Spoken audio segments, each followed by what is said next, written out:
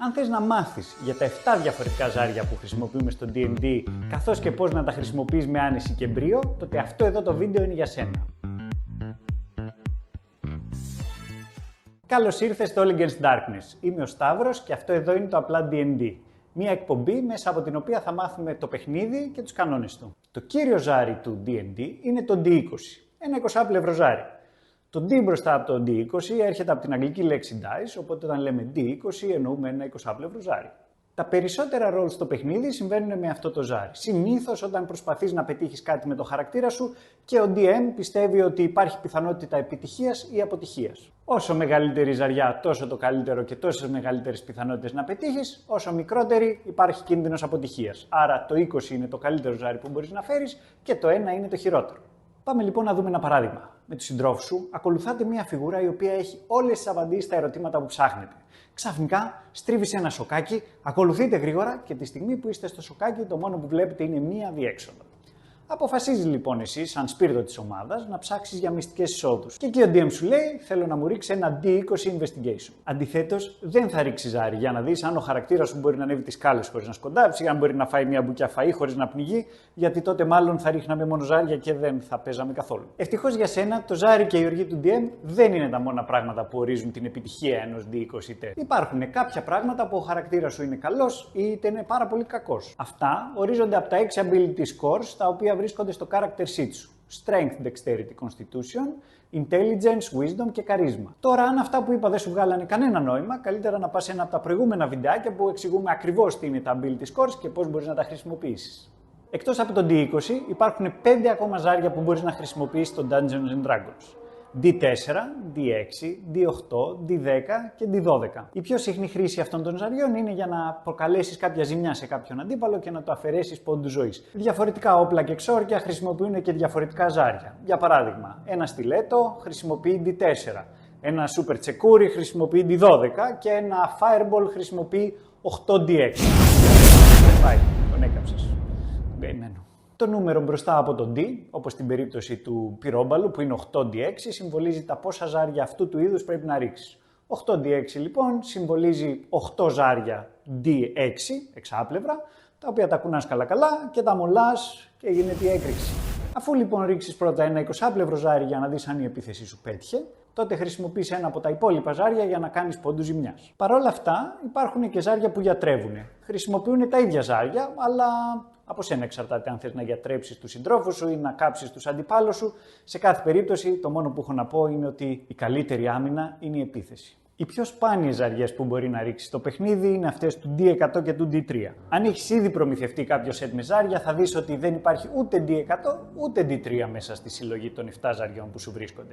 Παρ' όλα αυτά, υπάρχουν 2 ζάρια D10. Εάν δεις πολύ προσεκτικά αυτά τα 2 D10 ζάρια που έχεις στο σετ σου, θα παρατηρήσεις ότι το ένα έχει μονοψήφιο αριθμό και το άλλο έχει διψήφιο. Ζάρια με 100 πλευρές υπάρχουν, αλλά είναι εξαιρετικά σπάνια και γενικά πάρα πολύ μεγάλα, οπότε για λόγους ευκολίας, αντί να ρίξουμε ένα D100, ρίχνουμε 2 D10. Αυτά τα 2 D10 που έχει στο σετ σου. Για παράδειγμα, αν το ζάρι με τις δεκάδες φέρει 40 και το ζάρι με τις μονάδες φέρει 5, σύνολο έχουμε 45. Από την άλλη, αν το ζάρι με τις δεκάδες φέρει 0-0 και το ζάρι με τις μονάδες φέρει 5, τότε έχουμε 5. Το πιο συχνό μπέρδεμα με αυτά τα rolls είναι όταν φέρουμε και τα 2 ζάρια 0.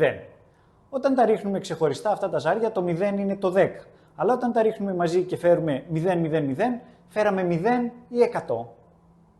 100 φυσικά, διότι οι πιθανότητες ξεκινάνε από το 1 μέχρι το 100, δεν υπάρχουν 0% πιθανότητες να συμβεί κάτι και αν υπάρχουν μάλλον δεν χρειαζόταν να ρίξουμε ζάρι εξ αρχής. Δεν συμβαίνει πολύ συχνά να ρίξουμε ένα D100 roll, παρόλα αυτά όταν συμβαίνει κάτι πάρα πολύ ενδιαφέρον πρόκειται να συμβεί.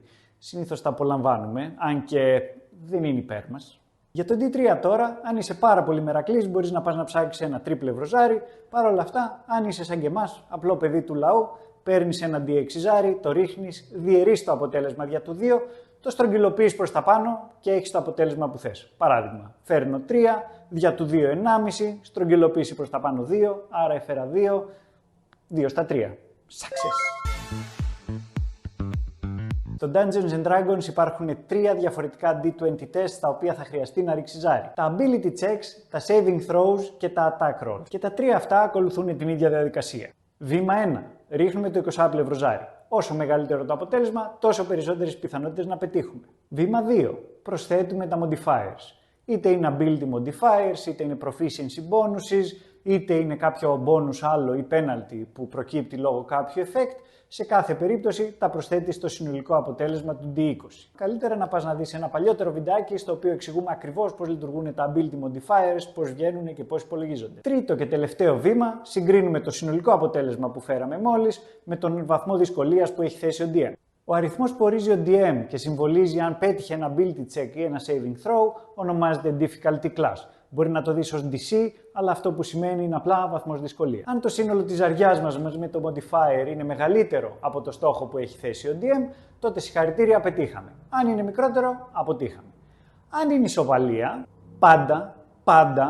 πάντα κερδίζει το ζάρι. Ένα ability check συμβολίζει την προσπάθειά σου να πετύχεις με το χαρακτήρα σου κάτι χρησιμοποιώντας τα ταλέντα του. Για παράδειγμα, αν θες να σπρώξεις μια φρακαρισμένη πόρτα, εάν θες να διαρρήξεις μια κλειδαριά ή να αποκρυπτογραφήσεις κάποια αρχαία κείμενα, για να σπρώξεις την φρακαρισμένη πόρτα χρειάζεσαι ένα strength check. Για να διαρρήξεις μια κλειδαριά χρειάζεσαι ένα dexterity check.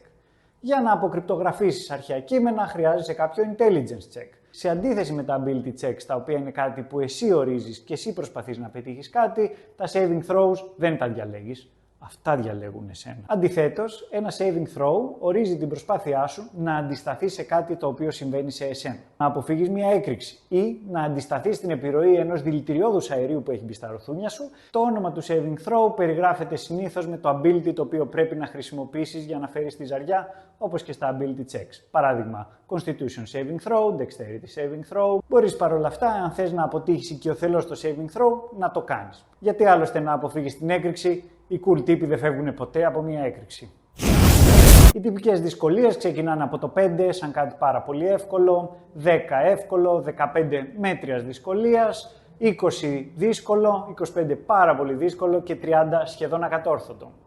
Αν θέλετε να πάτε πάνω από 30 και είστε DM, τότε ντροπή σας, γιατί απλά βασανίζετε τους καημένους τους χαρακτήρες σας, απλά πείτε τους πώς πεθαίνουνε και πάμε παρακάτω. Ένα attack roll συμβολίζει την προσπάθειά σου να πετύχεις έναν αντίπαλο. Τα attack rolls κατά πλειοψηφία συμβαίνουν κατά τη διάρκεια της μάχης, παρόλα αυτά αν ο DM σου θέλει και μπορεί, γιατί όχι, μπορεί να το χρησιμοποιήσει για να περιγράψει κάποιον αγώνα τοξοβολίας ή κάτι αντίστοιχο. Αν στο attack roll φέρεις 20, πετυχαίνεις αυτόματα όποιος και αν είναι ο βαθμός δυσκολίας.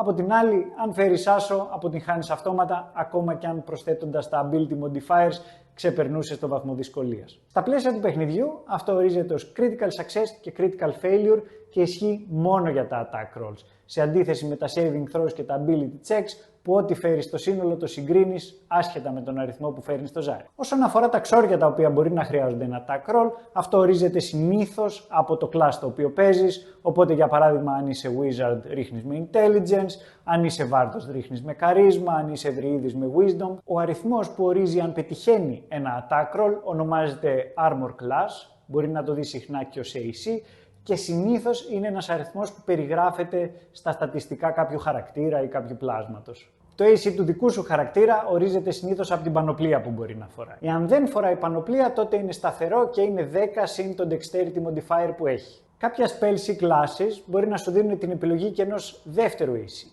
Αυτά δεν προσθέτονται το ένα πάνω στο άλλο. Αντιθέτως, εσύ μπορείς να διαλέξεις με ποιον από τους δύο τρόπους θες να υπολογίσεις το AC και συνήθως είναι αυτό που σου δίνει το μεγαλύτερο αποτέλεσμα. Καμιά φορά μπορεί να ρίξεις ένα D20 roll με advantage ή disadvantage. Αυτό συμβαίνει όταν ο χαρακτήρας σου έχει κάποιο πλεονέκτημα ή μειονέκτημα και συνήθως ορίζεται από τον Dungeon Master. Αν βρεθείς σε αυτή την περίπτωση, τότε ρίχνεις 2 20 ζάρια. Αν έχεις advantage, κρατάς το μεγαλύτερο από τα δύο. Αν έχεις disadvantage, κρατάς το μικρότερο από τα δύο. Εύκολο έτσι. Πάμε να δούμε τα λίγο πιο περίεργα. Τα advantage και τα disadvantage δεν προστίθενται. Αυτό σημαίνει ότι αν έχεις advantage από δύο διαφορετικές πηγές, τότε εξακολουθείς να ρίχνεις με 2 ζάρια, καθώς δεν έχεις δεύτερο advantage. Και από την άλλη, ακυρώνονται μεταξύ τους, που σημαίνει ότι αν έχεις ένα advantage και ένα disadvantage, τότε ρίχνεις απλά ένα κανονικό 20 ζάρι, όπως θα ρίχνεις σε κάθε περίπτωση. Αν μέσα στο παιχνίδι μπορείς να ξαναρίξεις ένα ζάρι, σε περίπτωση advantage και disadvantage, εσύ επιλέγεις ποιο από τα δύο ζάρια θες να ξαναρίξεις, αλλά μπορείς να επιλέξεις μόνο ένα. Δηλαδή, δεν ρίχνεις ξανά και τα δύο ζάρια. Κλασικό τέτοιο παράδειγμα είναι η περίπτωση του Heroic Inspiration, το οποίο όντως σου επιτρέπει να ξαναρίξεις ένα ζάρι. Το Heroic Inspiration συνήθως το δίνει ο DM όταν θεωρεί ότι έκανες κάτι διασκεδαστικό, κάτι ηρωικό, Κάτι γαμάτο, βρε αδερφέ, και γενικά μπορεί να στο δώσει οποιαδήποτε στιγμή εκείνος θεωρεί ότι είναι σωστή. Σε κάποιες άλλες περιπτώσεις μπορεί και οι κανόνες να περιγράφουν ότι κάποιος χαρακτήρας παίρνει heroic inspiration. Μπορείς να έχεις μόνο ένα heroic inspiration κάθε φορά, και αν τύχει και πάρεις δεύτερο κάποια στιγμή που δεν έχεις χρησιμοποιήσει το προηγούμενο, μπορείς κάλλιστα να το δώσεις σε κάποιο συμπαίκτη σου που δεν έχει. Αυτά ήταν ό,τι έπρεπε να ξέρει για τα ζάρια και πώς μπορείς να τα χρησιμοποιήσεις. Εάν θες να μάθεις περισσότερα για το Dungeons & Dragons, σιγουρέψου ότι θα κάνεις subscribe. Και αν υπάρχει κάποιο θέμα που θες να συζητήσουμε, σιγουρέψου ότι θα τα αφήσεις στα comment. Και μέχρι το επόμενο βίντεο, φιλιά στα μούτρα και καλά παιχνίδια.